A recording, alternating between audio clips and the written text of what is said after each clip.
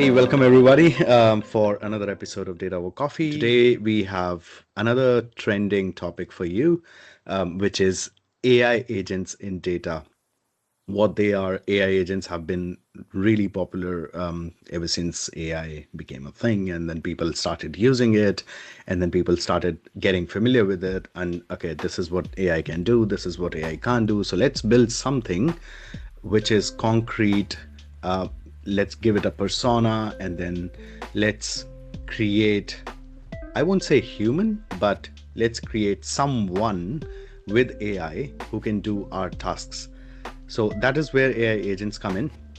So what AI agents are, basically, you create an AI agent that does tasks for you. This is a simple definition, but we'll discuss more on how to create an AI agent, what tasks you can do with an AI agent, and Ramon will share his experience of working with and building AI agents for his workflows and what tasks he has assigned to his bot army of AI agents.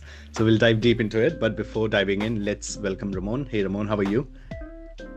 Thank you, Arjun, for the introduction. Yeah, I'm pretty good, thank you. I just want to appreciate everyone connecting one more time. And I want to share you something that happened personally this week. On that Thursday, I catch up with someone for a second time. And he told me that he been listening our podcast. And he said that he been listening every time that he goes to the gym and do his cardio. Oh wow, that's amazing. Thank you. So if you're listening to this episode, I think Ramon has already thanked you, but thank you from my side as well. Thank you for all your support, and it's amazing to hear that. Nice. Yes, and I also feel really weird to speaking with someone that he been listening to me for 3 hours. Are you seriously sure what you doing? Yeah, it sometimes feels surreal. Yeah. Are you sure you're listening to our episodes, not some other podcast?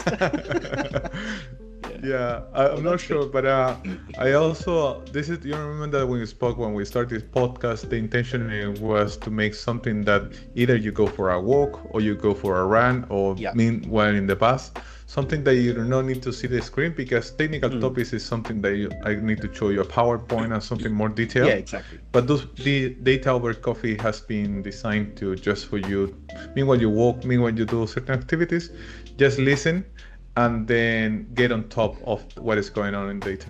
Yeah, or even when you want to get away from your screen time, you can just pop in your earbuds and just leave your phone aside and just listen to the content instead of staring at the screen. Yeah, that's amazing. And another thing that I noticed that I want to share with you, Arjun, and also can make you feel proud, when you go to Google, you just look for Data Over Coffee, and our podcast is one of the first 3 appearing.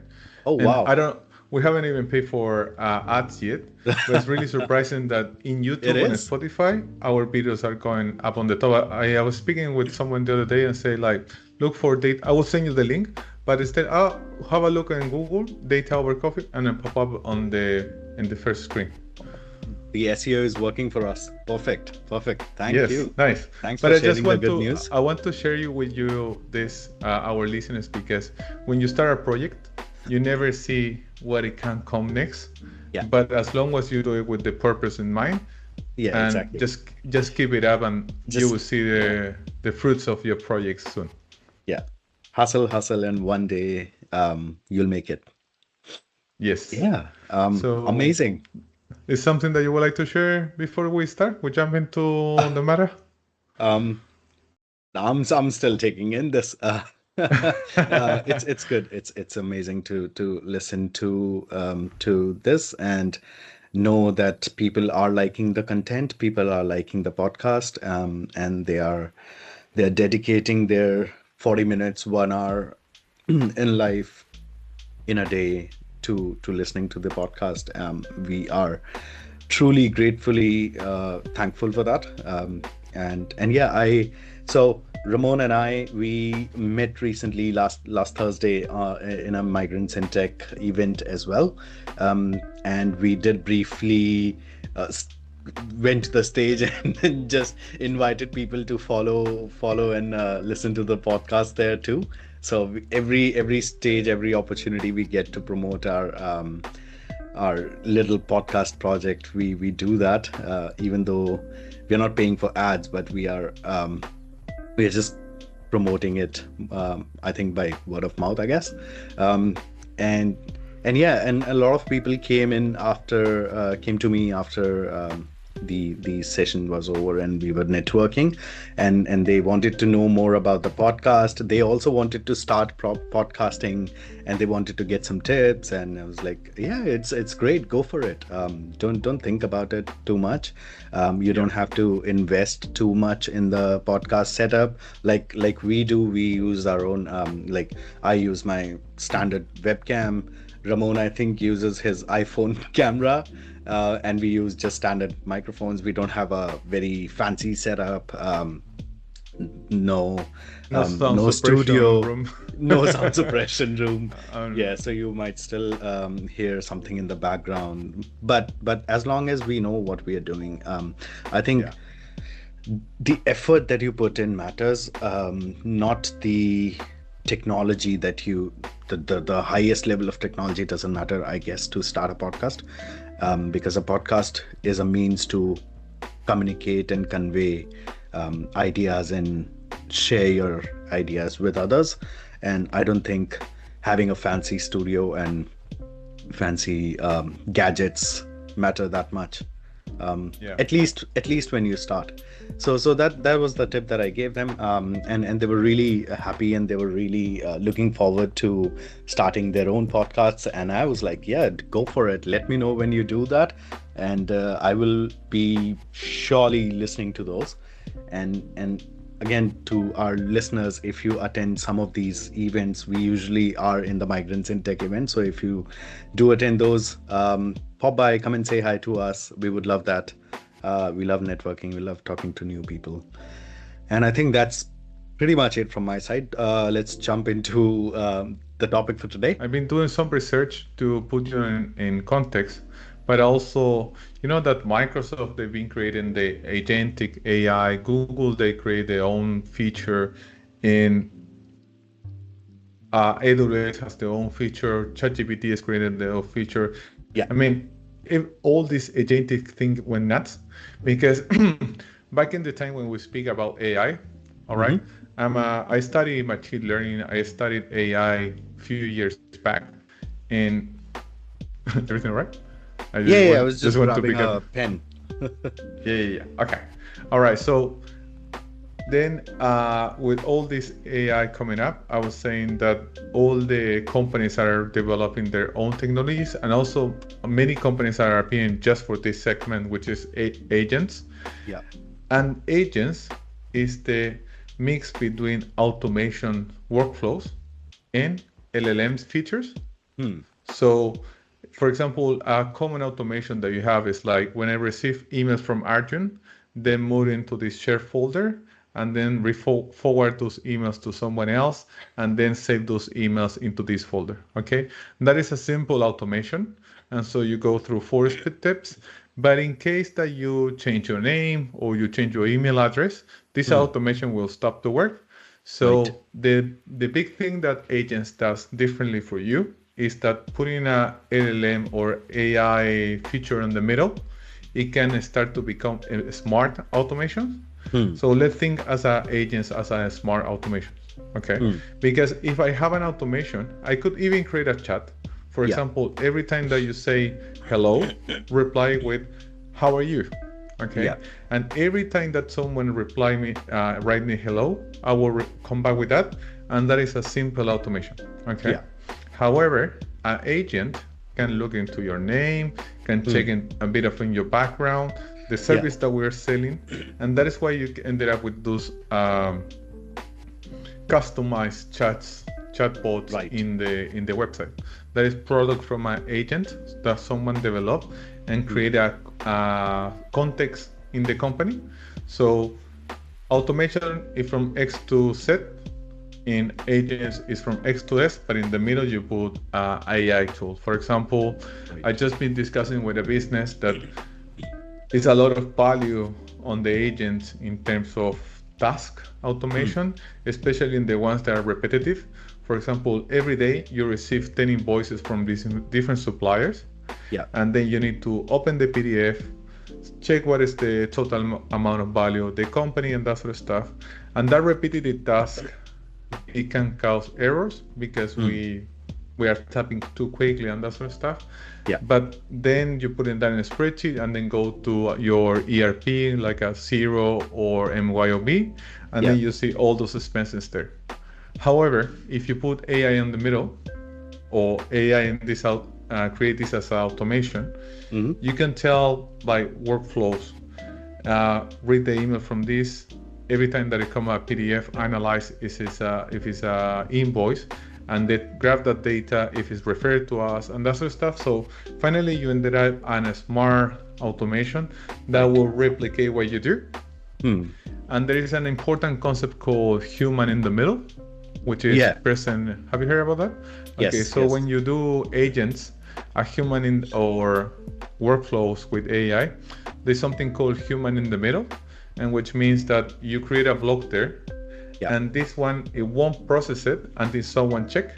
For example, after doing 10 every 10 invoices that we will receive, I will receive an email and I will go through those 10 expenses, and this one makes sense, this one makes sense, something in the phone, something quickly, and then you just reply yes, okay, approve, and then goes through. Or you just say the number 3 looks wrong, just don't take it, and you do that process manually. So that is the kind of risk manage that you can do to process your data. And as you can see, sorry, carry on. No, go ahead. I'm just saying that, as you can see, AI is a whole career, it's a whole kind of functionality in a company. However, it's so close to data, because the thing that we're doing, we're processing data to be able to ingest the data. And so AI and data go hand by hand, and everything so mixed up. So nowadays I ended up doing agents for the sake to be able to produce better dashboards. So my work used to be like, you need to have the data ready, and then I can ingest it and prepare it to present it into insights. But now they're asking me to go one step back. Can you also do this part? Because in that way it will help to our operations and help the process so much easier. Nice. Now, I was about to say that I think AI agents are good, really helpful, because it takes a lot of mundane tasks from out of your hands and do it and automates it and saves you time. But I think the concept of human in the middle will always remain, because no matter how smart AI gets, you will always need a human verification step in the middle to ensure that the output that is being generated by the AI or the workflows that are being triggered are actually working as expected, and that is not something that can be automated. I feel like that is huge, man. I was discussing this topic with a friend some time ago, and he's a guru in AI, and he was mentioned to me that it was an airline who create their chatbots, because in the time when you can see, all the managers and directors start to see this, we want to do this right now, we want to do this now, and then we want to implement it by tomorrow because we will create great benefits. But he was telling me about a case story that they did this chatbot from without much testing, and they put it in production in the airline company, and somebody asked, could I get the refund for this because of this, and then different reasons, and the chatbot say yes, and the person took a snapshot, and then actually it wasn't properly referring to the airline policies, and we're talking about thousands of dollars. And then it was a mess, because probably the LLM wasn't well referred to the company context. Yeah. And that it made a big problem because finally you ended up saying something that it wasn't. And also the other thing that I've been seeing, and even happened to me, is like when you evolve, for example, there's everything you have nowadays is you need to pay a monthly fee. For example, you have Netflix, but for example, you go to the Netflix website and you have a problem with an invoice, and then you want to resolve it, you go to their chat, just for some example, and then all the replies are AI generated, and you start to feel this guy doesn't care about me, and you could up to even leave the company because those guys are not providing the great service that you're paying for. Yeah. So that is the other thing. It's like AI can do heaps of stuff, agents can do heaps of stuff, but the human interaction, for example, the common task can be done through here, but then it needs to go to a person, because otherwise you're creating those robots for everyone, but actually instead of to bringing your customer closer, you pushing them away. And now that actually I reminds me of something I saw the other day. There was a LinkedIn post that a AI agent company recently launched their upgrade in one of their AI agents, and this is for customer care or contact center AI agent that they have built, right? So you call up the customer care number, and then the phone is answered by a AI agent, and on the other side of the line is LLM or AI agent talking to you, right? So this guy went in and said, hey, my flight got cancelled from here to here. What can we do about it? This is my daughter's birthday that I need to attend to. And the other side, the AI agent, you won't believe me when I say this, I had absolutely no idea. If I was just listening to the conversation, I would never have thought that this was an AI agent talking on the other side, because it felt so human. The tone modulations, the size, the gaps in the sentences, the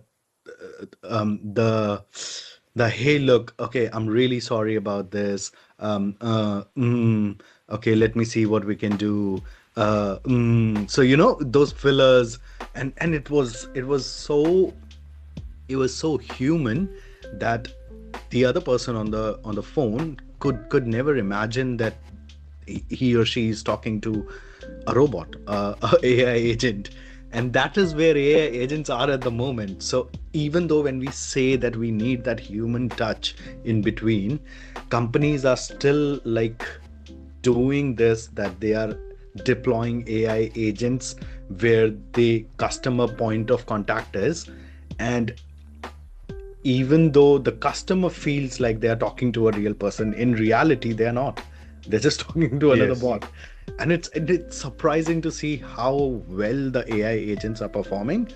But yeah, like you said, I think in workflows and in crucial workflows, we do need human in the middle. And I feel like, yes, the companies are doing good when they are using AI agents for their customer chatbots and stuff like that. But I still feel like there needs to be a human interface where I can talk to a real person if I have any grievances or concerns, right?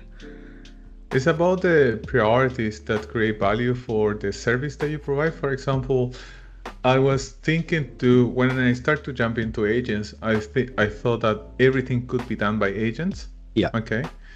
But together with this, I create a matrix that with all the tasks that I do, including personal, company, my full-time job, everything, just thinking about it.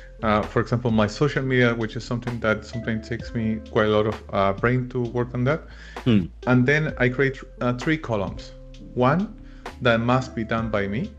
Yeah. Another one that it can be externalized. Yeah. And another one that it can be automated. Right. All right. Okay. So someone else can do it. Cool. someone, and also another column for can be automated. And finally, I start to say like check, check, check, check, check. All those can be automated. I ended up to seeing like I gave it a try, and I have to confess that I gave it a try to create post on LinkedIn automated. Yeah. And it feels odd. It feels it does. It does. This is not me. But I was so excited with technology, and I said like, what about if I don't need to work anymore? But finally, I started to see. And the other thing that I saw is that even with the good prompting, the image creation, I still feel is something there. Maybe it's my prompt is not good enough. Maybe there's something not good enough. Even for example, I create all the rules for the LLMs to put in a good with my same tone, New Zealand tone, relaxed tone, the kind of reflected tone. But this is not me. So it feels like of course. No. So, but I found a middle ground that I will share with you. This is the one that I want to share with you. Is that if you are working in your personal brand or your company brand, sometimes creating every day a new post, every day a new article, every day a new idea from you, it becomes a bit of challenge to do. And so posting every day, it becomes a hustle as well. And sometimes you are seeing like I'm spending 1 hour in social media every day just posting things to stay up to date and that sort of stuff. So the thing that I create this workflow, and the thing that it does, it goes through 100 different data topics that I'm familiar with. And I spend the time to list all those topics. And of course, ChatGPT helped me to, based on the things that I've been writing in the last few months, list all those topics. And then I list 4 different questions. Okay. First flow topics, second block questions. And then the thing that it does every day, it picks up any of those topics. It picks up any of those 3 questions. And then look on the latest updates on internet about this topic, for example, agents. And then it send me an email with those 3 links, the topic and the question for me to reflect. For example, what is the experience that you have, Ramon, recently speaking with someone about agentic AI? And so that turned on my writing mode. And so I just write in the phone, I think this is the kind of things that you could know about agentic AI, but this is purely me. Okay. After also reviewing those links about the topics up to date on those topics. And then I reply this email to myself, to the bot, and the bot comes back to me with the hashtags and something, and an image that I hasn't used in it so far because I don't like it much. But just this simple exercise of receiving questions every day spark my creativity to write. And encourage me to write. That's actually good, because a lot of time we don't post because we don't know what to post about. So if that is the trigger that you can automate, that the agent will help you to decide what to write about and what to post. And all you have to do is just brain dump your ideas and whatever knowledge you have on the topic, or whatever you want to share on that topic, and then just post that. Then I think 80% of your effort that goes into deciding what to post is taken away, and you're left with the 20% of the task of just writing the post, and which is easier. If you know what to write about, it's easier to write. Yes, it has been working so well because those are just topics that I am familiar with and I have experience. For example, speak with someone who struggled with parquet files in the last few weeks. And I'm thinking that, it wasn't a few weeks back, but it was last year, someone is speaking about, I could write about this.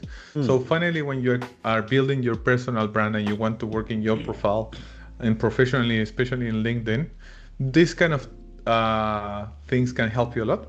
Yeah. So I can share you with that as well. And also the hassle for entrepreneurs that you need to put every week something out, and it Mm. gets like, and for example, ideas like this week show how your app usage has been working.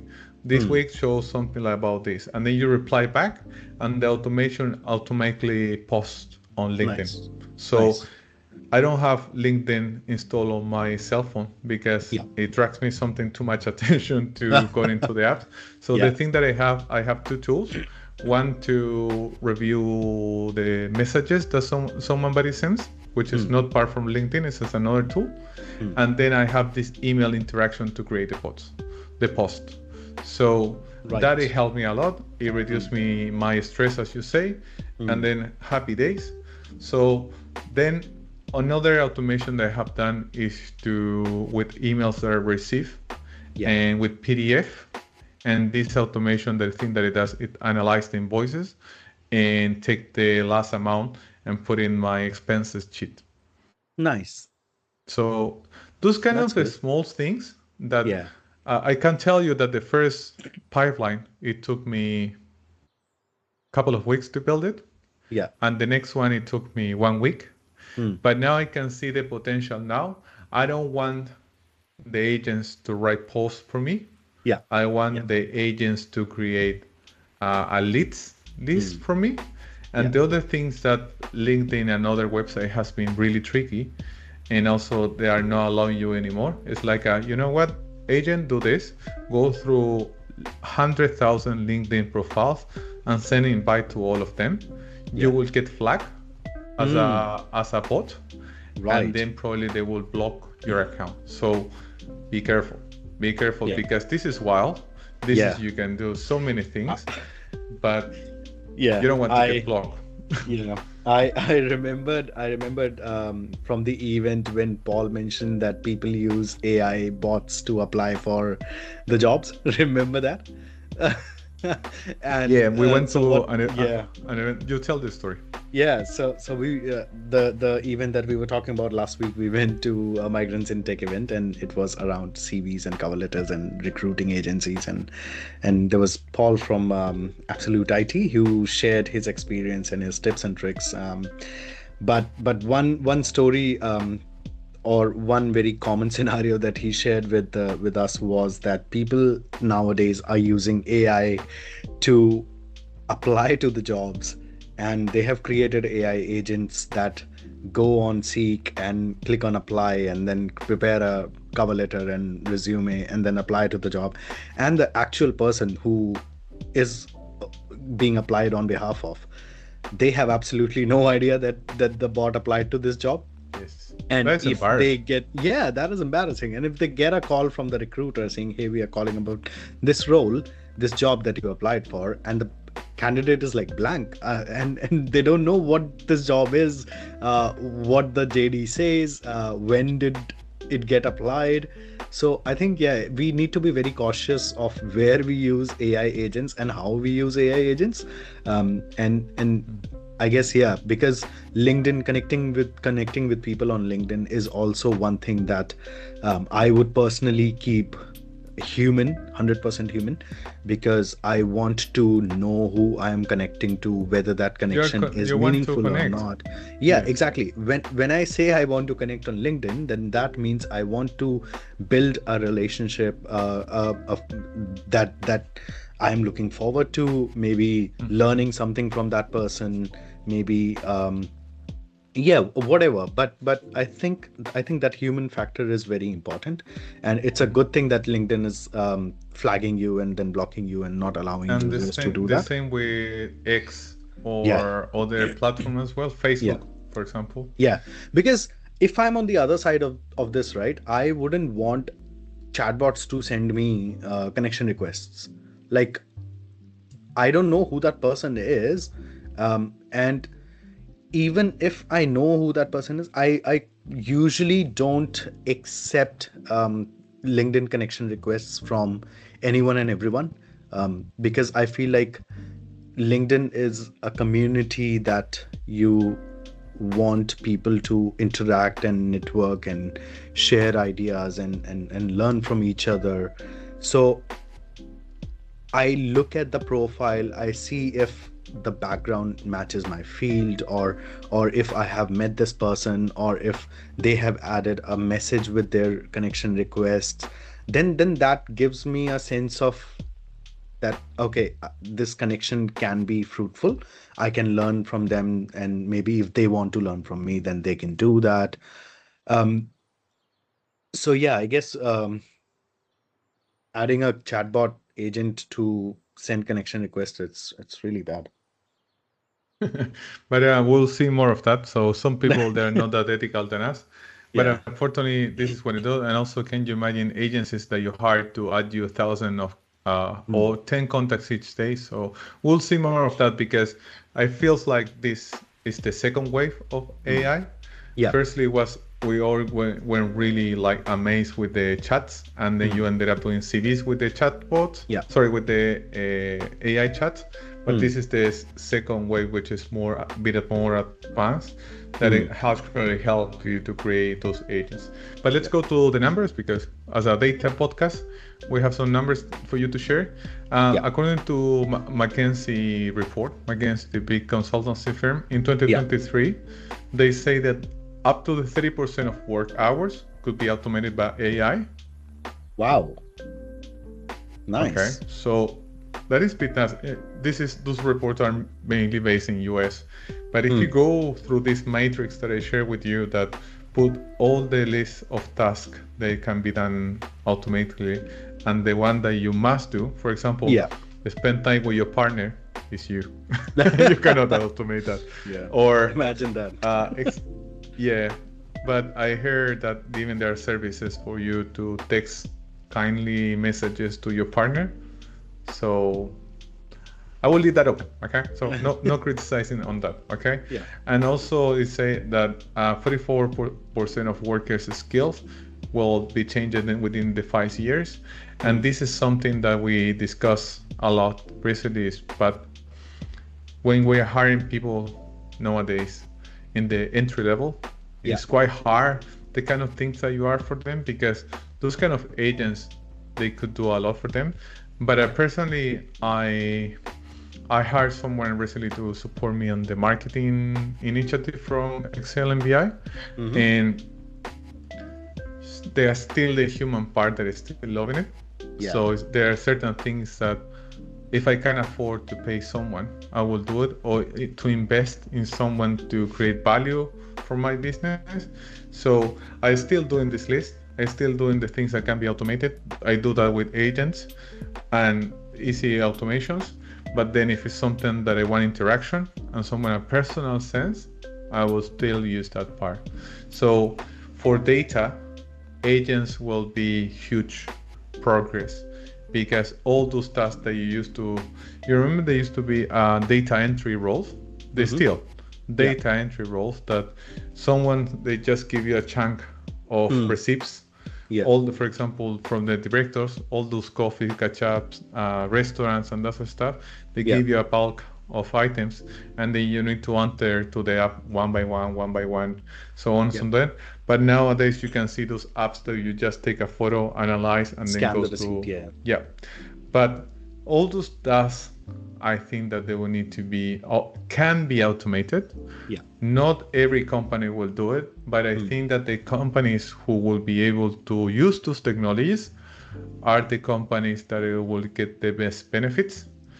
But you need to get the benefit of those hours that you're getting back, or the money that it 100%. will create the savings, because Yeah. automating everything can bring you 30% of the total hours, but what are you doing with those 30% hours? Yeah. If you as an employee, you use it to train, to learn, to connect, and make the company a better environment, I think it's great. Yeah. But 100%. even I'm not expecting to like create the double amount of results, but use this time wisely.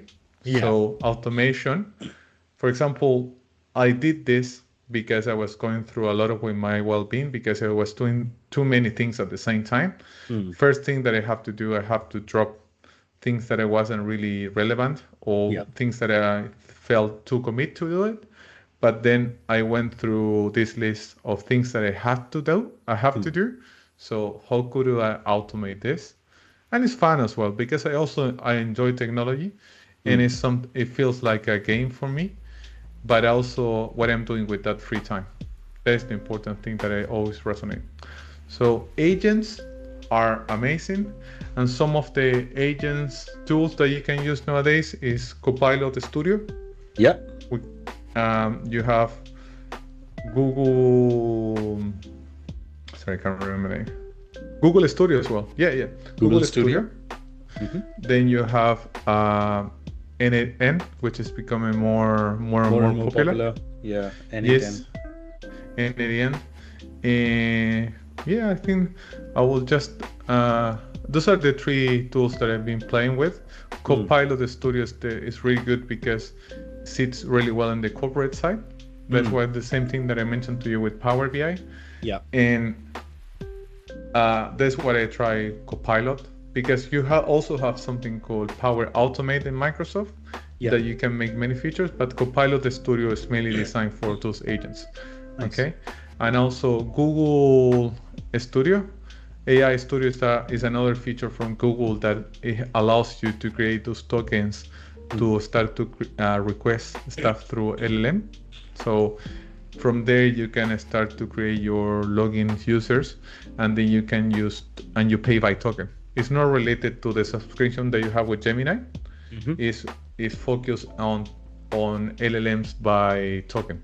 What this means is like every time that you do a request, you use a certain amount of resources from their computing system, and then they charge you. They charge you 10 cents, 100 cents.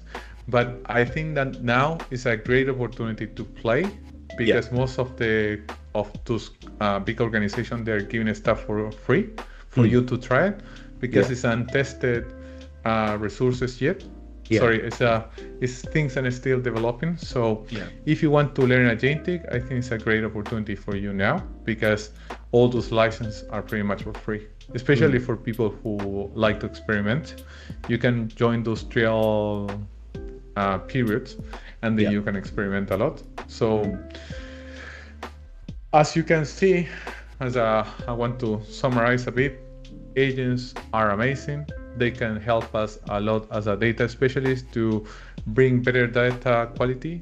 Human in the middle, which is a concept that I want you to remember, is something that you need to keep in mind, especially for those activities that create the best value or have a high risk for your organization. And play with this tool. So I think those are the kind of three things that I want to highlight. Okay. So let's talk about something interesting here. One, if I want to create an agent for my workflow, like you said, like for example, for Softcraft Studio, I want to create an agent to help me write with the blogs. Yeah. How can I actually go in N8N or Google Studio and actually build it? And two, what would it cost me to build an AI agent? Yeah, I can tell you. Yeah. If you will do it by yourself, I can explain about the licenses. N8N is an open source solution, which is probably we can discuss in deep in another session. If you're using the N8N Live, which is in their website, you pay around $20 a month. Okay. 20 USD a month. Okay. And then gives you the instance to run up to 1 or 2 flows at the same time. But you can create multiple flows that are the schedule, for example, every Tuesday, Monday, and Thursday. Okay. If I were you, the thing that I will do, I will put you as in the middle as the content creator, as your brain. So the thing that I will do, because you've been playing a lot for a while in ChatGPT. The thing that I will do, I will say, ChatGPT, please extract my persona, the way how I normally write, the way how my tone and that sort of stuff, and it will create a prompt for you. So Arjun he's originally from India. He lives in New Zealand. He likes to speak about those topics. He normally doesn't like the dash You know, have you seen those dash M dashes, yeah. I yeah, hate those. M dashes? Yeah, I Yeah. hate those as well. So use simple English, don't use American English, for example, so on and so on. So you ended up with a prompt like this, Yeah. okay? So you go to N8N, and then you can create a note. Those notes are the blocks that you are creating through the pipeline. Okay. And then you say every day at 6 a.m. send an email to Arjun to ask for any of those topics that you listed, or Right. go to Google search, do like a web browser request, webhook, and then bring all the 10 topics from those days and send the links to Arjun. So you will be the man in the middle. You will receive this email at 7 a.m. and you will see, I think this one is interesting. You read the article, and then you ended up with a draft for your article. Okay, so I would like to do, instead of to say that, you say, I have seen that for business analysts and QA experts, this is the kind of trending things that I've been seeing, and this is one of the biggest pains. The way how I went through this pain, it was to fix this, do this, a story from you that is completely personal from you, that you hear, you combine, you mix it, but it's yours. Okay? Yeah. You reply this email, and then you create a note that every time when you receive that email, that note, the thing that it will do, it will go through the draft you did, it will apply the rules that you say from that prompt extracted from ChatGPT, and then you say, based on this, with this context, create an article of 1,000 words, separate in graph of 10 lines, create tables, so on and so forth, and then you can create another note to create an image for this article. And then you can, if you're using, for example, your blog is in WordPress, you can put a connector there. Yeah. And then it say like it publish it. Or you can put yourself in the middle again before to be published. Yeah. Read it, and then you approve it. So those interactions are through email. And that it will cost you, as I say, $20 because that's one workflow. $20 plus the tokens that you use. Okay, so it is expensive. I mean, I don't feel it's expensive because it's $20 a month, and the tokens for running daily, it could be 10 cents. The tokens are really cheap. Yeah, depending on how big the like how much of the benefit you are getting out of it, because if, for example, if I am writing one article a week, then to be honest, I don't see a value in spending $40 because it's 20 USD, right? So in NZD it becomes 40 almost, approximately. That I don't know the exact conversion, but yeah. But yeah, if I'm writing like one article a week, then my one article is costing me about $10 to write. Yeah. Right. And yes, the topics to write to decide what to write, that hassle is gone. But then I can do that in ChatGPT as well. Just to say, because ChatGPT also has search functionality, so it can search the Google and search the Google Trends and stuff. And I can say, yeah. The other thing that this one comes as a reminder to you, because you say that every week I will do it. I say, I missed it this week.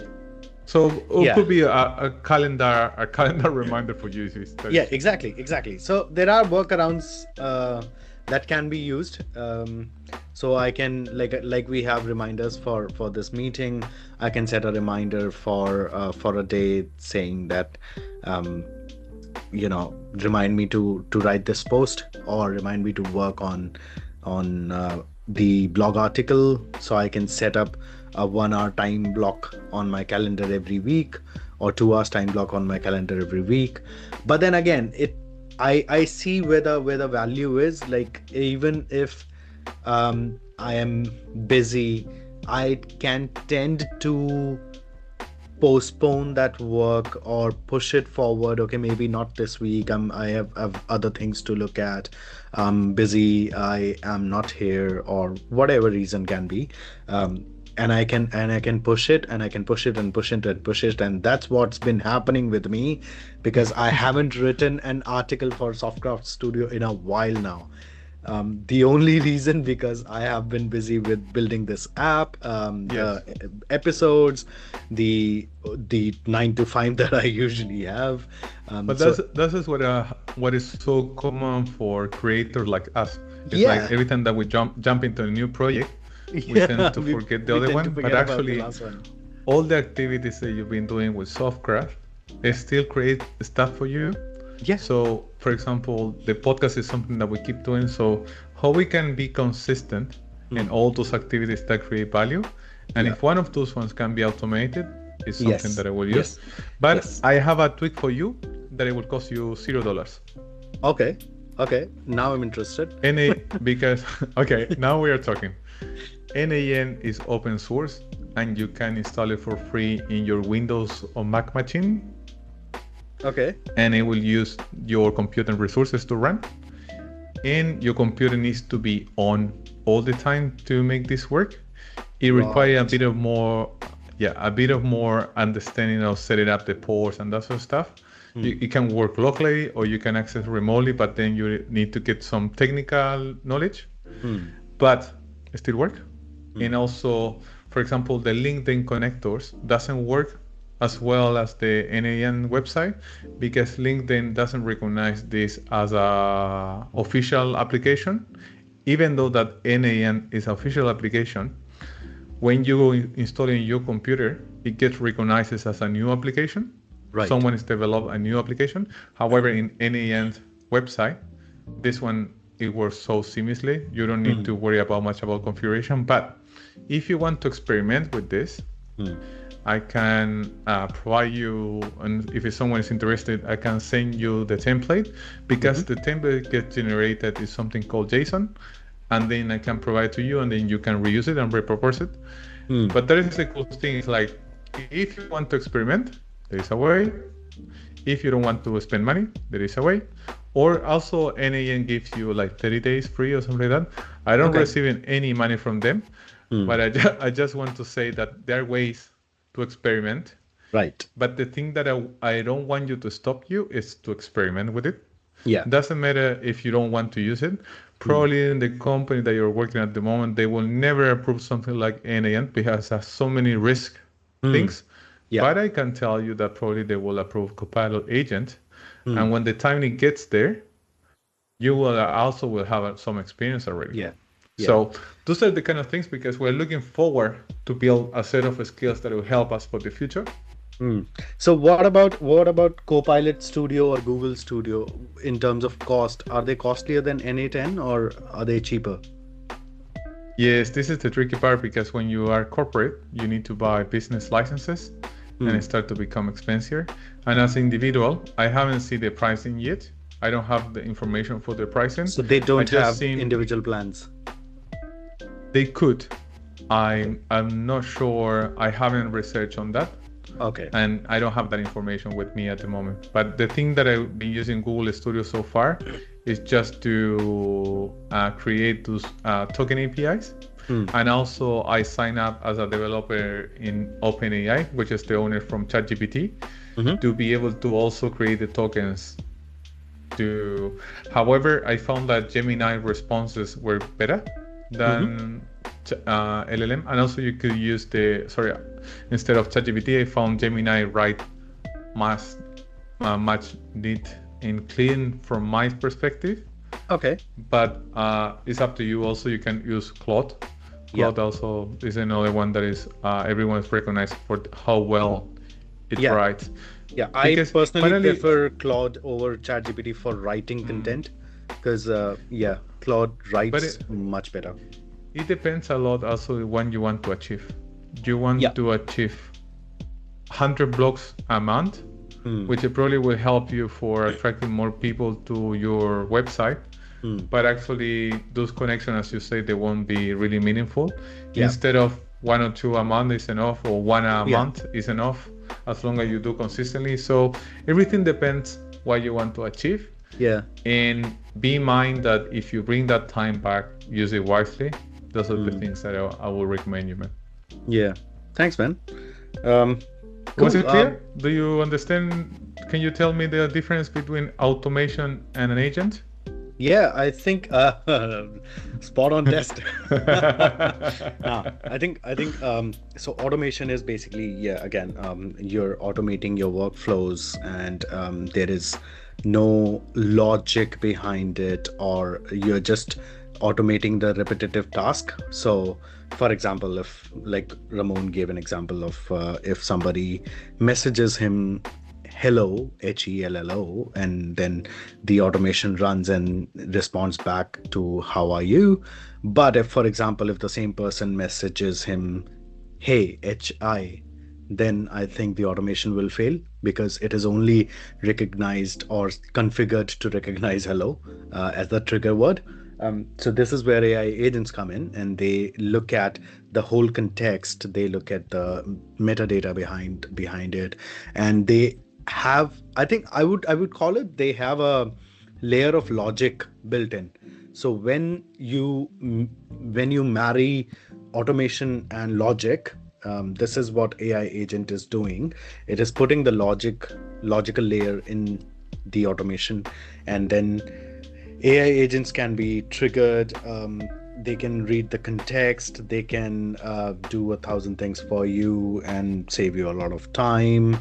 But I think, yeah, I guess that's what I'll say, that AI agents are more like the smart automation, and there's a bit of smartness or logic that has went into building an AI agent, and the AI agent is capable enough to understand the context, and then generate the output, or continue the workflow, or trigger the workflow, whatever way you have created that agent, or whatever task you have assigned that agent to do.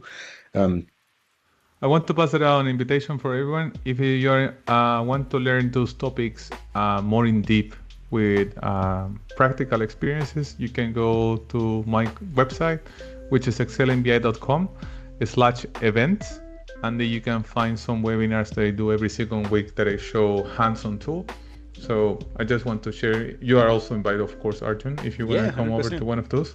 Yeah. And that is more hands-on tool with a PowerPoint when I'm sharing my screen. But this is for you to walk in the meanwhile. Yeah. Cool. Thank you so much, Ramon. We are almost at a 1 hour 1 hour touch point, so we'll end today's episode here. Thank you so much for all your insight. It was, like always, amazing and incredible, and a great learning experience, and really helpful. I hope it was helpful, and it was exciting for the listeners as well to get to know a bit more on AI agents. And I'm sure you guys will play around and get your hands dirty with AI agents. Let us know what you're building. Let us know what you have built, or if you have used AI agents before. How was your feedback? How was your experience? Yeah, we want to know. On that note, allow me to finish this episode here. Thank you so much, everyone, and we'll see you in the next one. Thank you very much, Arjun. Thank you, everyone. See you in the next one. Bye. Bye.